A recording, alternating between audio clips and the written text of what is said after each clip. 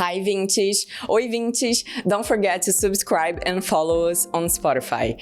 I'm Bia and this is the Vinci Poucos podcast. This is the second episode of our English podcast series. Our mission is to combat imposter syndrome among Gen Z by featuring inspirational guests, aiming to empower our female listeners and enhance their confidence. This episode is dedicated to all of our small town girls who are passionate about fashion. Today we have the pleasure of listening to the story of Luciana, a woman who hails from a small town in the south of Italy but has successfully forged her path in the fashion industry, specifically in sales, having previously worked at Farfetch and Max Mara. Nowadays, she remains connected to her roots by working remotely from her community. Luciana shows us that in today's interconnected world, living in a big city is not a necessity for success. She is also passionate about traveling, practicing yoga, and doing pilates. Luciana will share with us how she dealt with imposter syndrome as a newcomer to a job and emphasize the importance of balance. She will also provide valuable career advice for women in their 20s, highlighting the significance of networking. Now I'll let Beatrice Scorza take it from here. She's my colleague in the Woman at Your mentorship and will be conducting an interview with Luciana. Hi Bia, hi Vitas. This is Beatrice. Today I'm going to conduct this interview with Luciana. As I was saying here with Luciana, could you start by introducing yourself and your background? Sure. So hi Bia and Bea to have me here. I'm super glad to have this possibility. So let's start from the very beginning. I'm an Italian woman based in Milan. I've traveled all around the world and I've built my career around sales and fashion. You have a bachelor degree in administration, but what made you decide to work in this sector in fashion? Yes, so since I was a young kid, I was super keen in understanding how companies worked and how especially marketing worked. So what made me buy, let's say, the specific toy or that specific garment. And that's why I chose to go to Milan and study business administration. But eventually Milan is, let's say, the smallest fashion capital, as I call it, as New York, London, and Paris are huge spaces. Basically, you can travel for all those cities for hours and hours. While Milan is basically a big village. Everyone knows it. You can find everything in Milan. It's absurd. Yeah, and so it's super easy to get in touch with fashion business. It's easy, let's say, to get an invitation for a party, for a fashion show, the presentation of a collection. So it's kind of very natural. You start hearing of fashion business, fashion companies, agencies, and so on. Plus, Milan is also very close to a lot of manufacturing companies, for instance, the wool production in Vienna or Tuscany with the leather goods production. And since I was a young student at Bocconi, I really wanted also to see not just, let's say, the shiny part of Via Monte Napoleone, but also, let's say, the factories, how actually those garments are produced and where are the offices, who decides what in a fashion companies. And so that was my process. Milan, economy, and then let's say, see the best part, the most shining part, but also the manufacturing side. That's cool. Can you please explain to us a bit more what sales means in fashion? Yes, so it's interesting how the specific role of, let's say, of the showroom and a selling campaign, like the specific activities are not that detailed in books or they're not very easy and common when you're a kid. But that's a huge important part of the commercial success of a collection. So basically, even the best collection from the coolest designer is not sold by itself. And there's a specific way how collection then go to multi-brand stores, direct stores. So you actually have to sell this collection. And how? By creating a long distance relationship with a buyer in New York or asking a franchisee to open a shop with your monobrand and so on. So there are multiple possibilities. Plus, there are now a lot of kinds of services selling, for instance, the B2B showroom tool as, for instance, Jar, or marketplaces as Farfetch, Zalando, and so on. So they're actually selling a service, selling B2B or B2C. You also told us that you recently changed jobs and now you're working at a new company, obviously in the fashion sector. Have you ever felt a sense of regret or doubt due to imposter syndrome when changing jobs? And how do you manage being a newbie in a company when everybody's already in the flow? Well, imposter syndrome is something I was recently thinking of, and actually, I usually feel the kind of mood. So, let's say I'm not enough. Maybe this is too much for me. Usually, before I do things, when I'm already, let's say, understanding the mechanism and so on, I usually feel like, oh yes, that's what I like. That's what I understand. I'm helping in some way my company and also the partners, the external partners I'm working with. So then this feeling disappears. So it's usually before I start doing something. Sometimes we think of organization of let's say these very exclusive, only brilliant people kind of groups, while they're usually people just like us. Maybe some are super talented, some others, they've been working very hard, but they're usually all things that you can achieve if you are willing to learn and to, let's say, even making some errors along the way, and not considering errors as, let's say, blocking points, but learning points. It's easy to say, but when you also feel that you have been working so much on a project, you also get emotional to, let's say, a decision or an activity. And it's really game changing when you start seeing these activities as exercises on your process. And yes, this was I see that is really important in experiencing a new role in a new company.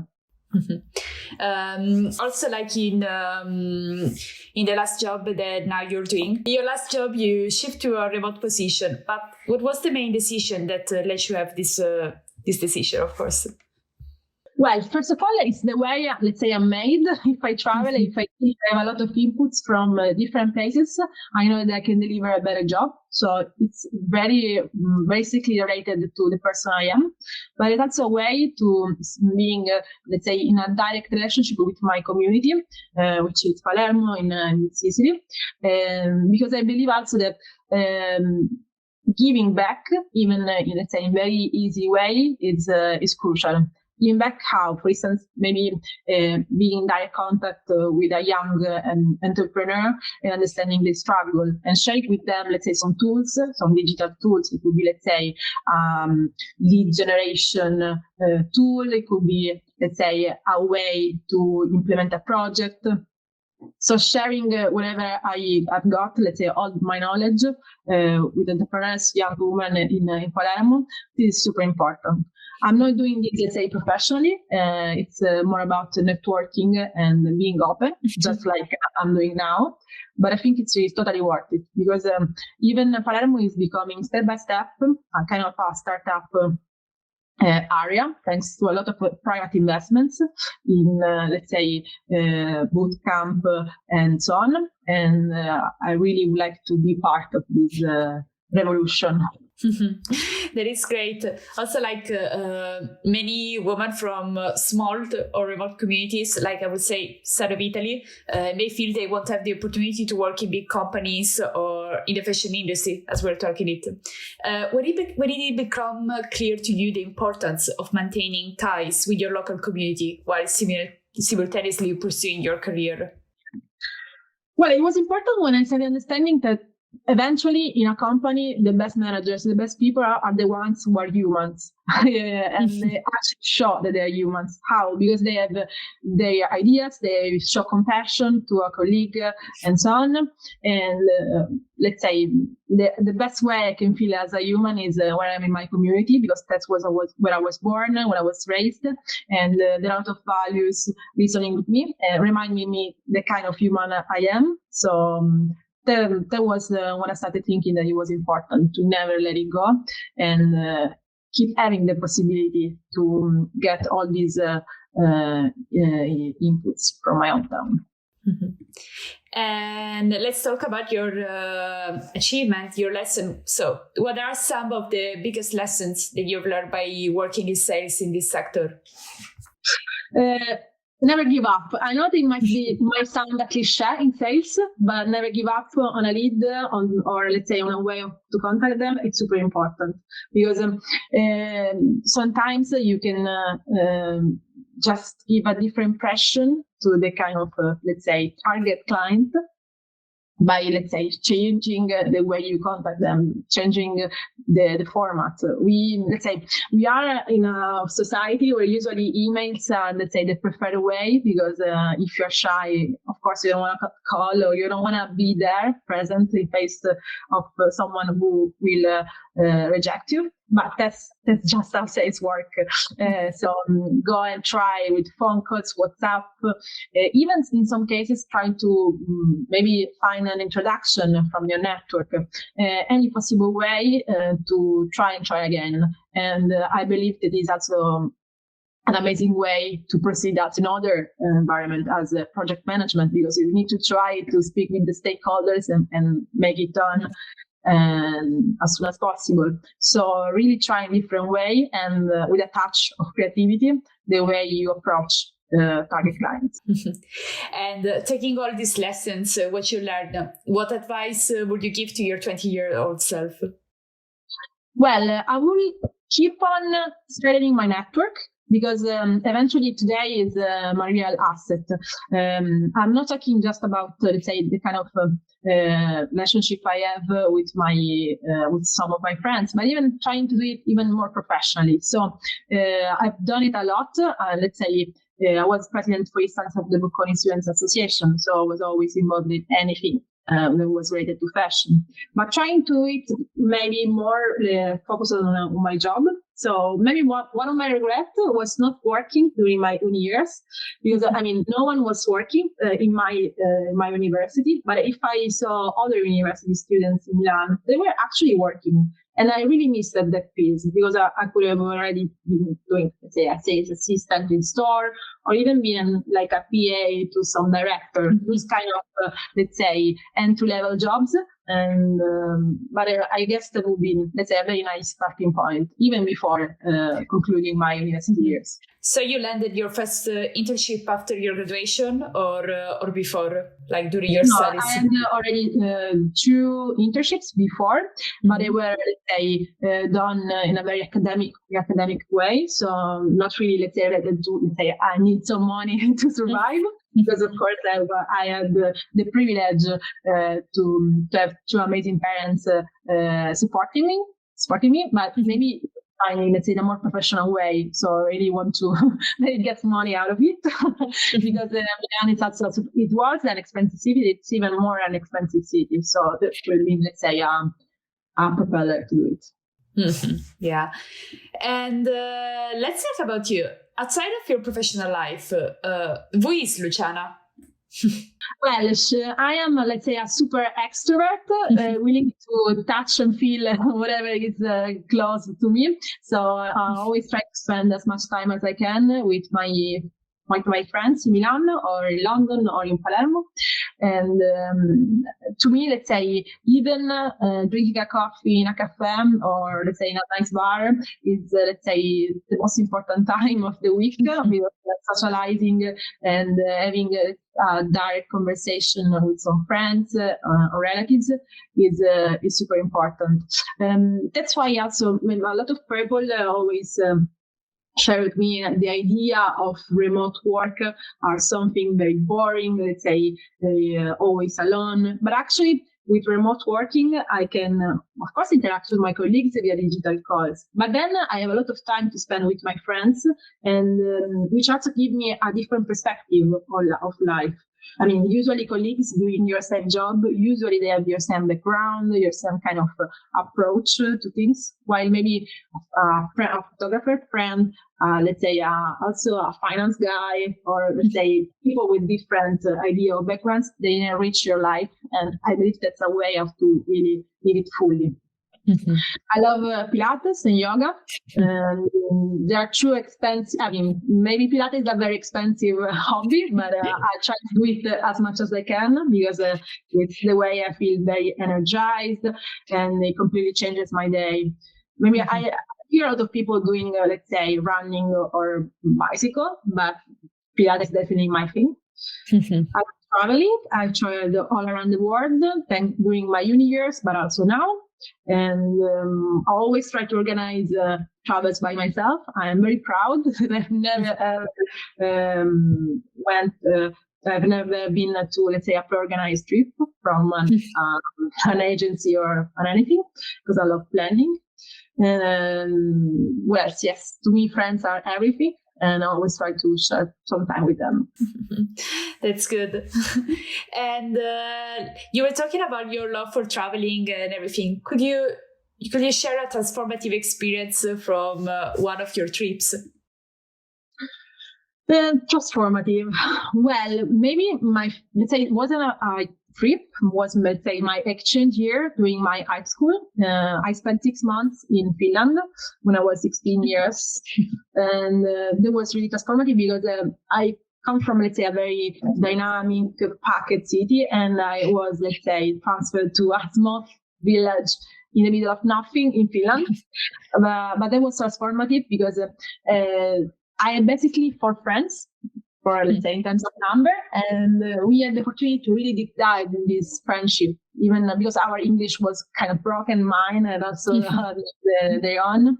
I was in a completely different culture, and that was transformative because I really had the openness, I was also very young, to embrace and endorse all those different things. For instance, Finnish people go to sauna in the same way we sit on a table for lunch. Yeah. So, Italian people, let's say, share maybe their emotion, their ideas, their fears for their futures. And so you really have, let's say, an intense conversation when you eat some pasta or you are with your family. And that's why lunches are usually very long.